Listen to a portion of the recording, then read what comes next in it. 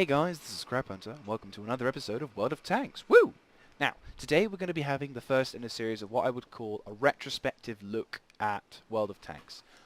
In this, I basically go through all the tanks, low to the high tiers, in what I kind of review and give information to you guys about how to be a better player, I would say, in World of Tanks. Now, I'm not going to say I'm the best player. I'm not very... I'm going to say I'm a probably above average player. I have some tactical thought. I have a decent set of plans. I know to look at the mini-map. I pay attention to my reload and armor. I angle my tank. All the things that make me probably better than some people. I'm not saying I'm better than everyone. Certainly not as good as Jingles or Quickie Baby or Sirkin, but I know I can handle myself in a fight. But what I thought I could give you guys is a bit of a tutorial in a sense, or something which can hopefully maybe inspire some people to follow in my example. I know I sound incredibly cocky, but if more people know about utilizing certain tactics, then maybe there's a chance we might get better games out there. I mean, that's the thought. I mean, think about it. Imagine if everyone paid attention to things like the mini-map, or maybe about angling their armor, or simple things. Stuff, I mean, it seems ludicrous, but believe you me, guys, there are so many people out there who will not pay attention to any kind of tactical thought. They will grind their way up from the tiny tanks like the Tractor all the way to the E100. You know, I've seen people who are like tier 10 bugger up in the most fantastic way possible. And you think, how in God's creation could you bugger that up so effectively? But you can. So, in a sense, what I'm hoping to do is give you guys a good sort of lesson, if you will, on how to play World of Tanks in a better format, to give you a new perspective, and finally make your games more fun, because there's nothing better than being in a good match where you're whittling down each other's forces and it's just you on someone else and you guys are going to duke it out, and it's so entertaining. I love doing those moments. I love it when a match comes to that, because it doesn't happen that often, and believe you me, it is awesome when that happens. Another reason why I've kind of done this, wanted to do this, is because it's been about a year since I started dedicating myself to record, and I kind of thought it would be quite nice to look back at the progression I've made through the German tanks. You know, back in 2012, that feels like an age ago, back like in, I believe, late August of 2012, I started recording this. I'd gotten rid of that tank because I might have finished with that tank, and all I had with me was a Panzerkampf 2. I believe I got the Panzerkampf 3. I think I had that. I'm not too sure. I also had a Panzerjagd and MS1, and those were my tanks. Those were all I had, and I just said, "Hey guys, I'm going to start playing this game," and I, ran through the basics with you. And from then on, I just had videos where I was just simply talking about my progression from the tier 3s to tier 4s. I was like saying, oh yeah, this tank, and this is before I really started paying attention to armor penetration and guns, so I fell for the trap of the 75mm howitzer. Didn't do anything. I once went on battles where I only had HE ammunition because I thought, oh, that does damage, not realizing, of course, penetration. And I happily went through tier 5, and only when I hit tier 6, when I hit the VK361H, which at the time was a medium, only then did I start realizing about armor penetration and the effectiveness of your gun. So, lots of things have changed since then. Obviously, then I've got through to the Tiger tank, then to the Tiger 2, which unfortunately I sold. I am sorry. I thought it was going to be alright. Then about 2 days after I sold it, or no, a day after I sold it, they're saying, we're changing the engine. And I'm like, shit. Could have done a review on that, but I will buy that tank at some point in the future. Definitely will have a retrospective look. But anyway, I digress. So, what I thought I would kind of be cool is to not only go back and give you guys a good informative video on things to look out for, things to watch and enjoy, I thought, why not have a little bit of a look at myself and say, I remember this tank, it was like this. And to see whether the patches have changed any of that. So, without further ado, let's get on to the first tank. And here it is, the Tractor, or LOL Tractor as many people call it.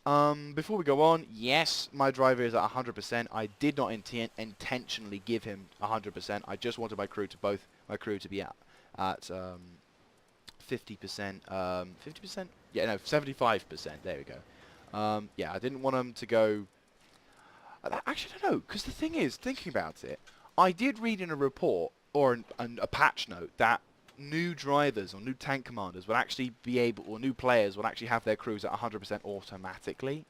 So theoretically speaking, it's all right. But I would just wanted to say, didn't intentionally give him 100%, and I will have to end up using him for some other bloody purpose. But anyhow, for those of you who have a good sense of, who will pay attention, then yeah, didn't mean to put him at 100%. Anyway, so yeah, this is the LOL Tractor, and it's a German Tier 1 light tank. Has 130 hit points, which is pretty good. It's on the higher spectrum of health in comparison to its other counterparts, which most of them, if we go from a top-down perspective, the NC31 has 100 hit points. I believe you can upgrade. You can, but I reckon it only goes up to 115 because that's where most of them do go. The FT, which stands for French tank, if you ever wondered. No, it probably doesn't. It probably stands for something else. But it's practically the same as the other Chinese tank. You've obviously got the German Tractor, the medium one, which has already got 130 hit points, which doesn't actually change, if I'm not mistaken. There you go on that one. Also the more powerful one as well, because you get a 6-pounder on that. That's quite nasty, especially in Tier 1. Then you've got the T1 Cunningham, which has, I believe... Yes, it goes to 115 health as well. And then you've got the MS1, which is has the least amount of hit points. Goes to 100 hit points, but has the most powerful cannon. Actually, no, it doesn't now. The British have the most powerful cannon, but that still hurts if you get shot by it. So Russians definitely want one to watch out for. It's also very tiny. So yes, the Germans have a luxury of hit points with this thing. It can weigh up to 9.5 tons, and the horsepower you get in the engine is 100. You get 100 horsepower, which gives you a 36 speed limit and a 40 traverse speed. Which, if we look at the Tractor, it gives you a specific horsepower of, it gives you 12.36 horsepower per ton, which is pretty good for a Tier 1. I'm going to mention this again. This is a Tier 1 tank.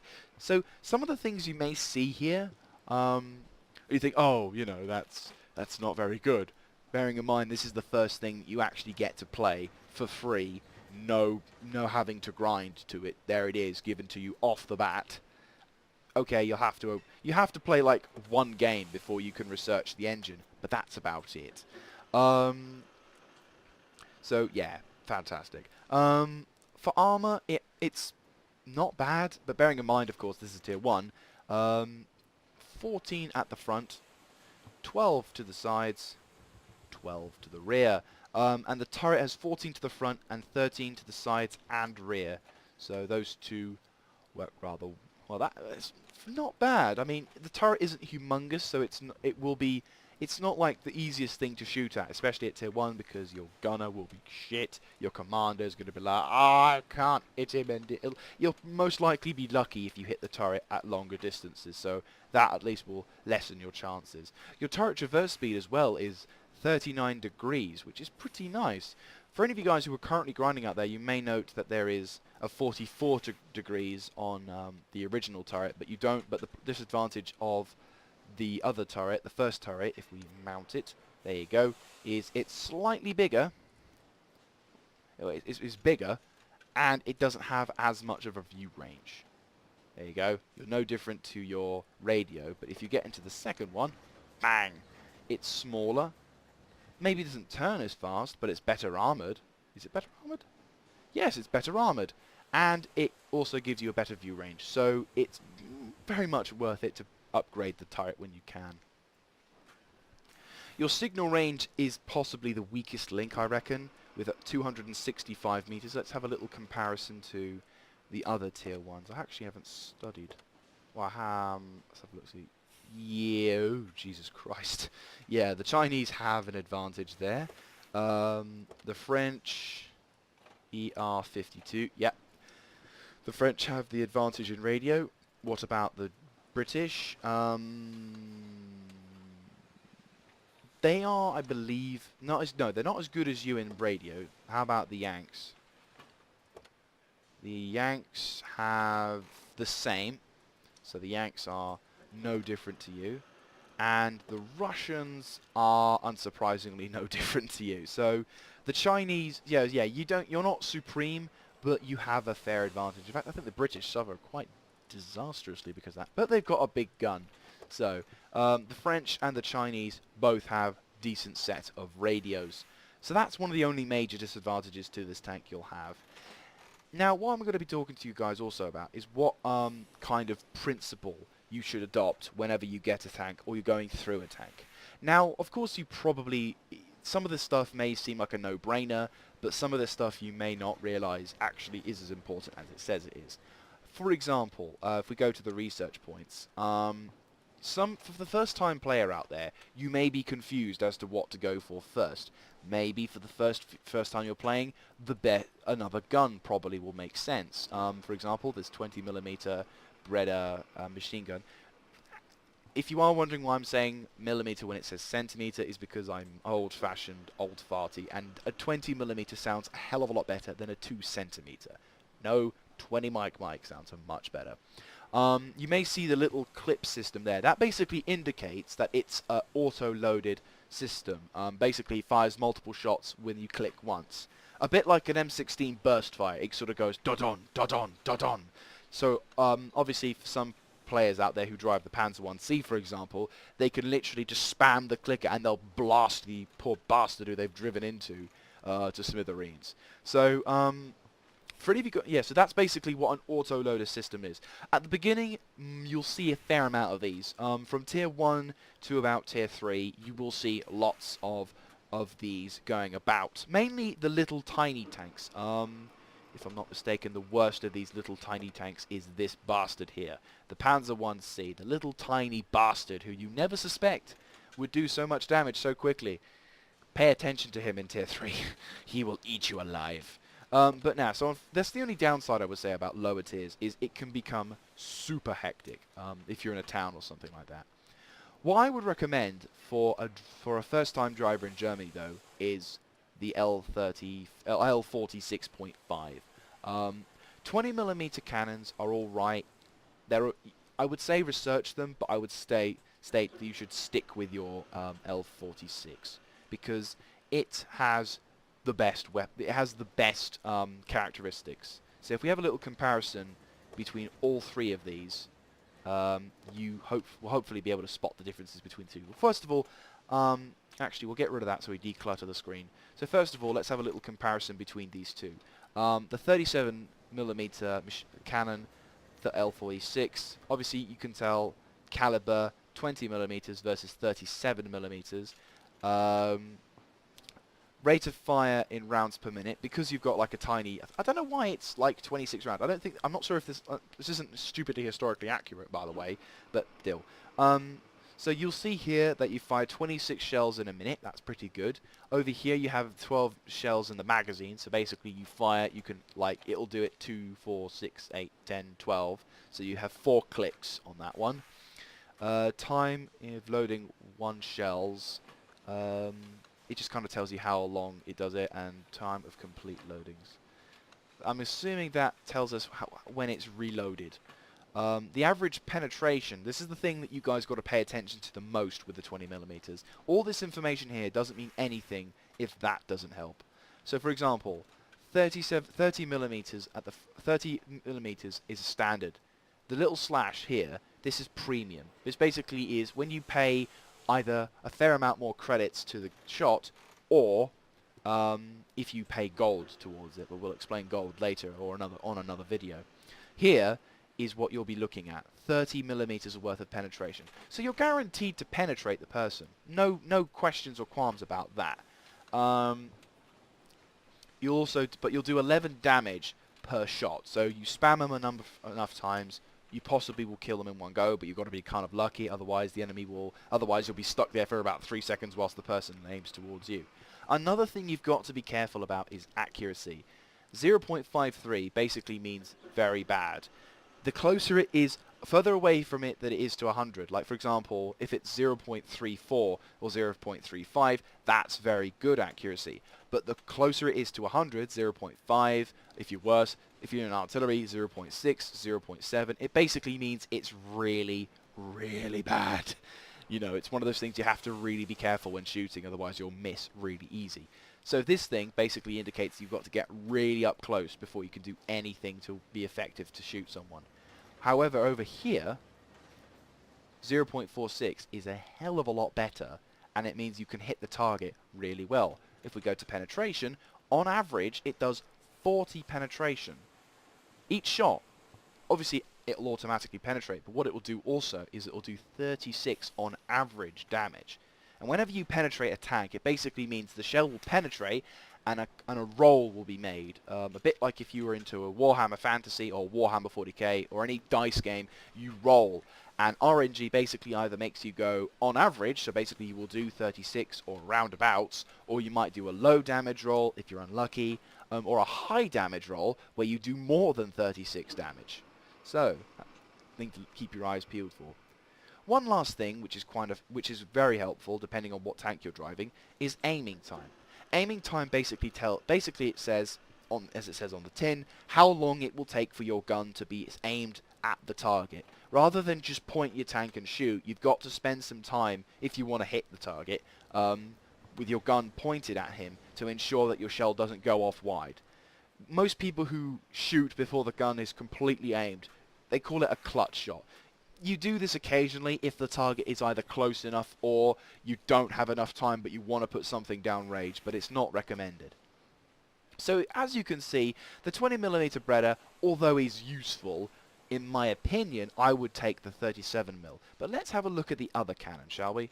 The L55.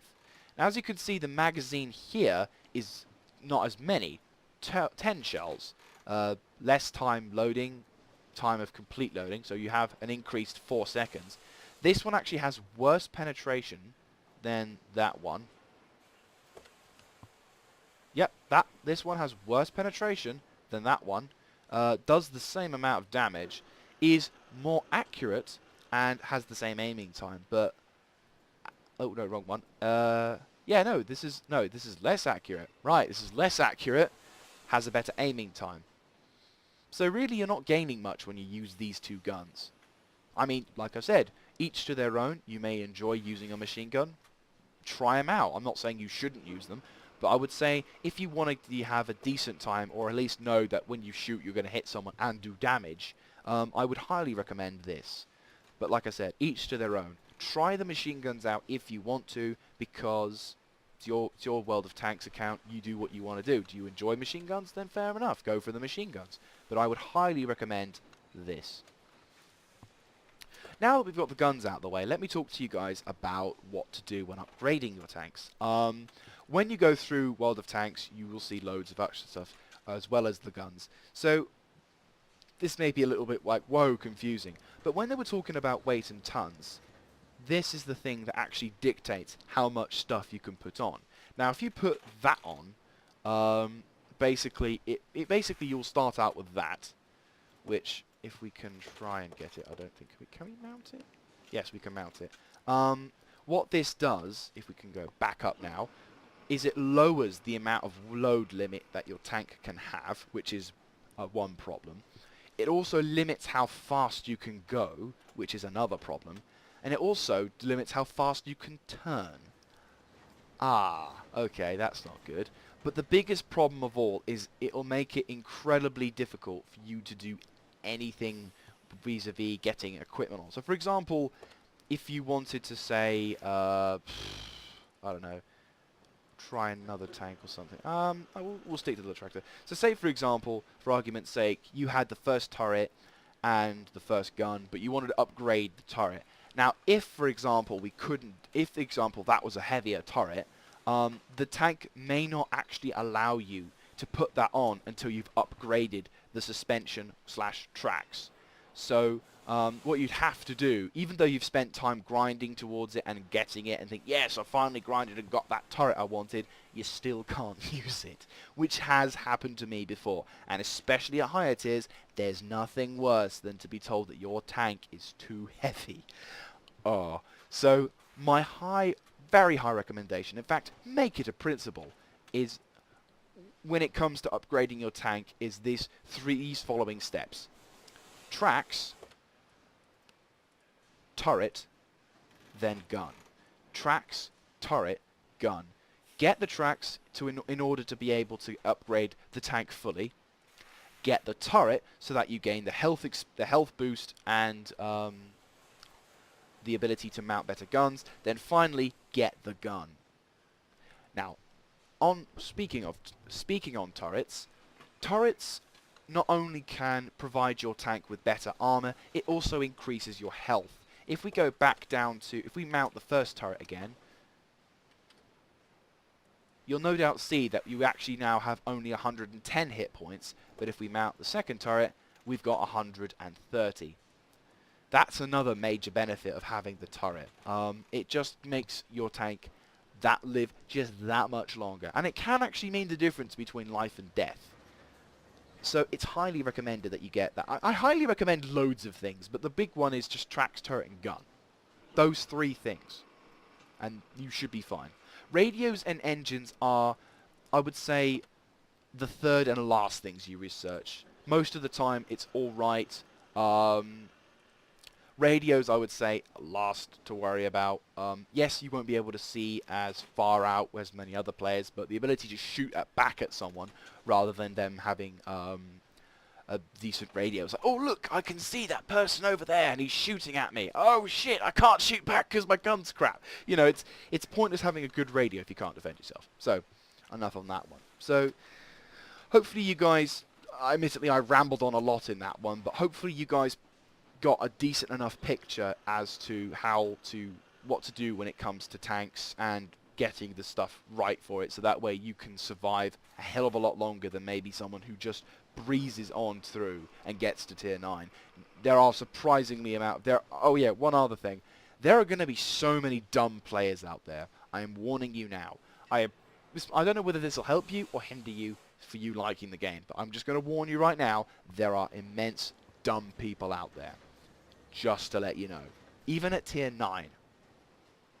So, without further ado, let's get into the battle, and I will show you guys how this tank handles when in combat.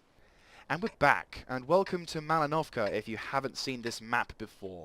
Now this isn't the standard HUD for World of Tanks before we go on. This is my personal mod, which actually actually enhances it, so I will provide, I'll do something in the description which tells you what it is. But, no, anyway, so this is basically a stereotypical frontline battle scenario, I suppose.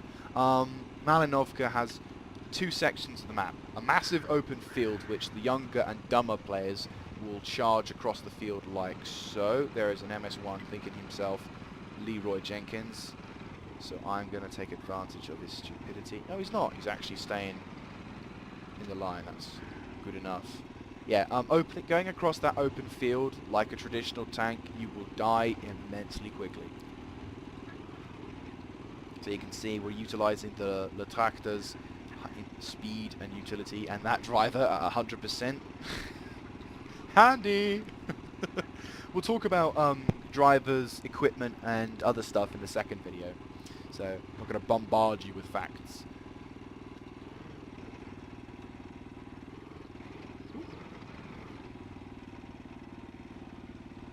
Don't go too close to the water. There you go. NC just destroyed the enemy, and because my radio range isn't as good... Oh, he's already gone. So he's completely gone, thanks to the French tanks having their better radio range. So we have destroyed their perfect tank. So you may be wondering why certain tanks are put up higher on the tech tree list. Well, that's because it's more, I suppose it's more about, I believe, health point advantage. I don't think it's actually that the tank is better. So there you go, 40 damage on average, bang, bang, there's a first kill. So thanks to that machine, thanks to the cannon... Oh, shit, I was lucky. That was a lucky bounce. That or I just got hit in the treads. I think it was the treads. So I'm going to do something rather callous and rather higher tier. I'm going to go up the top of this hill, because I don't think many... Actually, no, that said, people do go up this at times. Not the cleverest of ideas, going completely out in the open, crap hunter. Now, some of you may be wondering why I'm taking extra precautions to go as far wide as this. Well, that's a thought. You won't know whether we're being flanked or not. Shit. Nah, we'll be alright. Well, I say that. If we're quick, we'll be alright. Go, little attractor, go! Getting support? No. Hello. Right, okay. Divert plan, divert plan. Right, we're going to just cut through this. Woo! Jesus Christ, that was quick. It would appear that our foe is making a fair amount of mistakes, but that said, most of them now are probably going to come back and hide, because nothing is more demoralising than seeing half your team die really quickly. The rest of them are either going to probably camp around here. There may be flankers in the forest, which is why whenever you're moving to flank an enemy team, you don't want to go straight across that point. If you go straight across that point, that leaves you open to be shot from there. So always be cautious. You know, don't be overly cautious and not budge like anyone down there. Right, there is a T1. So he is currently stock. Once again, this is part of the mod. And I've spotted him, so hopefully, yeah, he's dead. He is so screwed. There is a little bit of something down there which somehow allows people to get across the lake, but generally speaking, you go in there, you drown. So avoid this. Don't try to do anything cocky or stupid. Right.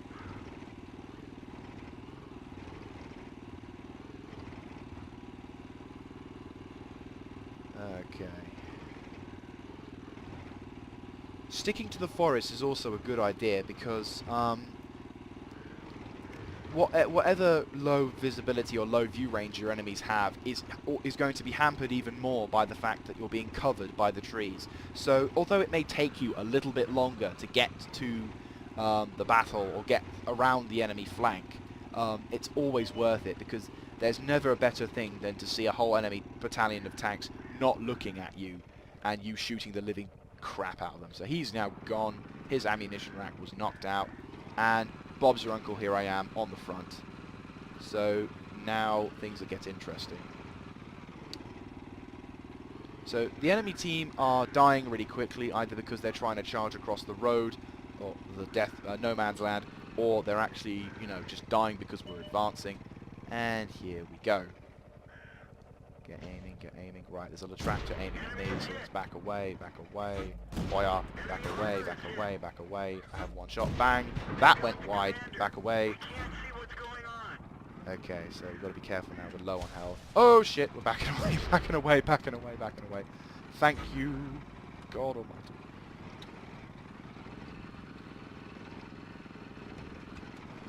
Right, one more tank is live now. I'm very low on health, so I've got to be extra careful. All that bloody flanking and no damage taken. All the damage taken in the world. These guys, straight across. Right. Even though the game is pretty much in our favour, don't... Oh, there you go, right. Alright, take your time. Oh, bloody hell, this thing's tiny. Ah, he's screwed. Yeah, he's gone. Right, okay, so that's it. Game is ours. Whoever did the 5 kills is a good player, jeez.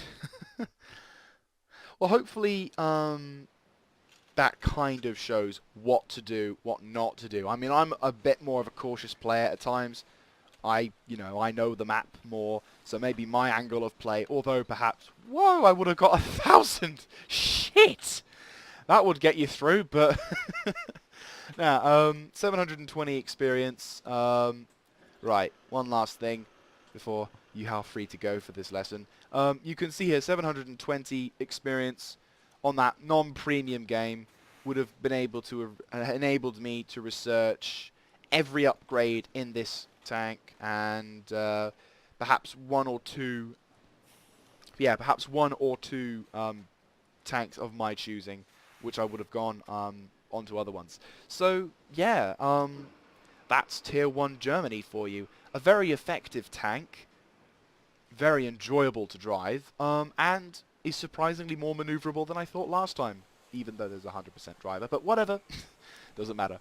So yeah, thank you very much for watching. If you enjoyed this kind of thing and want me to do more of a series or anything, feel free to type it in the comment section down below, click on the like button, and if you want, feel free to subscribe to my channel, because all subscriptions are very much appreciated. The Fun Machine loves it. In case you're wondering what the Fun Machine is, it's a machine that I have which actually can get depressed if it can't get an, if there's no fun around, it'll actually try to kill itself. So you got to try and keep the Fun Machine going. It's really annoying to try and stop it, but whatever. Anyway, so yes, thank you very much for watching. Hope you've enjoyed this video. Any kind of feedback on this as well? Did I ramble on a bit too much? Did I not? Did you not learn enough about this thing, or did you get just enough, or a little bit too much? Anything like that, feel free to put in the comment section down below. Anyway, that's about it for you guys. See you next time. This is Crap Hunter signing out. Class dismissed.